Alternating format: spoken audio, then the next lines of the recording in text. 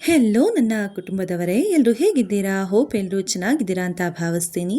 So ನಾನು ಕೂಡ ಸಖತ್ತಾಗಿದ್ದೀನಿ. ಇವತ್ತಿನ ವಿಡಿಯೋ ಒಂದು ನಮ್ಮ ಹೊಸ ಮನೆಯ ನಿರ್ಮಾಣದ ವಿಡಿಯೋ ಆಗಿರುತ್ತೆ. ಎಲ್ಲರಿಗೂ ಜೀವನದಲ್ಲಿ ಒಂದು ಗುರಿ ಅನ್ನೋದು ಇದ್ದೇ ಇರುತ್ತೆ. ಹಾಗೆ ನಮ್ಮ ಜೀವನದಲ್ಲಿ ಗುರಿ ಅಂತ ಇದ್ದಿದ್ದು ಮನೆ ಕಟ್ಟಬೇಕು ಅಂತ. ಏನು ಸಾಧನೆ ಮಾಡಿಬಿಟ್ಟಿದ್ದಾರಾ ಇವರು ಅಂತ ಅಂದ್ಕೊಬೇಡಿ. ನಮ್ಮ ಜೀವನಕ್ಕೆ ಇದು ಒಂದು ಮಹತ್ತರವಾದ ಸಾಧನೆ ಅಂತಲೇ ಹೇಳ್ಬೋದು. ಈ ಜಾಗನ ನೋಡಿದಾಗ ಕೆಲವರಿಗೆ ಸಿಮೆಂಟ್ ಇಟ್ಟಿಗೆ ಮಾತ್ರ ಕಾಣಬಹುದು, ಆದರೆ ನನಗೆ ಇಲ್ಲಿ ನಮ್ಮ ಕನಸುಗಳು ಕಾಣಿಸುತ್ತೆ. ಈ ಮನೆ ಒಂದು ದಿನದಲ್ಲಿ ಶುರುವಾಗಲಿಲ್ಲ. ಒಂದು ಸಣ್ಣ ಆಲೋಚನೆ, ಒಂದು ಸಣ್ಣ ಮಾತು, ನಮಗೂ ಕೂಡ ಒಂದು ಸ್ವಂತ ಸೂರು ಇರಬೇಕು ಅನ್ನೋಂತಹ ಆ ಆಲೋಚನೆ ನಿಧಾನವಾಗಿ ಕನಸಾಯಿತು.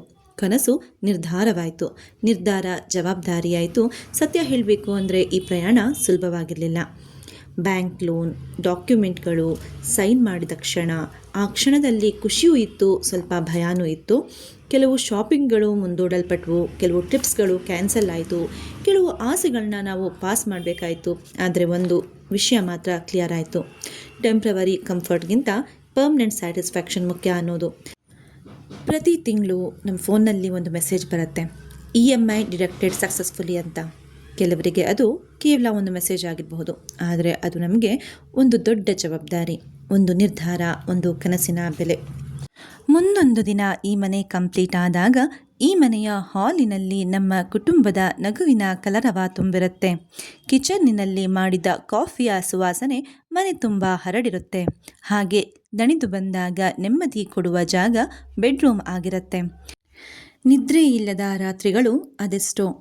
ಕೆಲವೊಮ್ಮೆ ರಾತ್ರಿ ಲೆಕ್ಕ ಹಾಕಿದಾಗ ಅನಿಸುತ್ತೆ, ಈ ತಿಂಗಳು ಮ್ಯಾನೇಜ್ ಆಗುತ್ತಾ?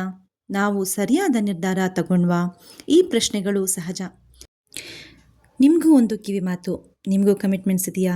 ಕೆಲವೊಮ್ಮೆ ಜೀವನ ಭಾರ ಅಂತ ಅನ್ನಿಸ್ತಿದೆಯಾ? ಆದರೆ ಒಂದು ಮಾತನ್ನ ನೆನಪಿಡಿ, ನಾವು ಹೊತ್ತಿರುವ ಜವಾಬ್ದಾರಿಯೇ ನಮ್ಮ ಶಕ್ತಿಯ ಪ್ರಮಾಣ.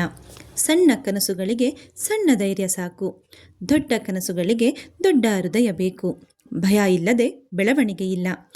ಹಾಗಂತ ಅಂದ್ಕೊಂಡು ನಾವು ಕೂಡ ಮನೆ ಕಟ್ಟುವಂತಹ ಸಾಹಸಕ್ಕೆ ಕೈ ಹಾಕಿದ್ದೀವಿ. ನಮ್ಮ ಈ ಪಯಣದಲ್ಲಿ ನೀವು ನಮ್ಮ ಜೊತೆ ಇರಬೇಕು ಅನ್ನೋದು ನನ್ನ ಒಂದು ಚಿಕ್ಕ ಆಸೆ.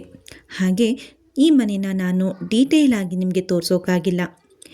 ಇದು ಆ್ಯಕ್ಚುಲಿ ಹಳೆ ವಿಡಿಯೋ. ಈಗ ಎಷ್ಟೋ ಕಂಪ್ಲೀಟ್ ಆಗಿದೆ. ಮುಂದಿನ ತಿಂಗಳು ಮನೆಯ ಗೃಹ ಪ್ರವೇಶ ಇದೆ.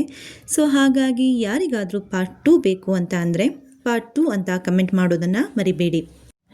ಹಾಗೆ ಯಾವುದೇ ರೀತಿಯಾದಂತಹ ಸಜೆಷನ್ ಆಗಲಿ, ಯಾವುದೇ ರೀತಿಯಾದಂತಹ ನಿಮಗೆ ಟಿಪ್ಸ್ ಬೇಕಾಗಿದ್ದಲ್ಲಿ ಕಮೆಂಟ್ ಮುಖಾಂತರ ತಿಳಿಸಿ. ಅದ್ರ ಬಗ್ಗೆ ಸಹ ನಾನು ವಿಡಿಯೋನ ಮಾಡಿಕೊಡ್ತೀನಿ.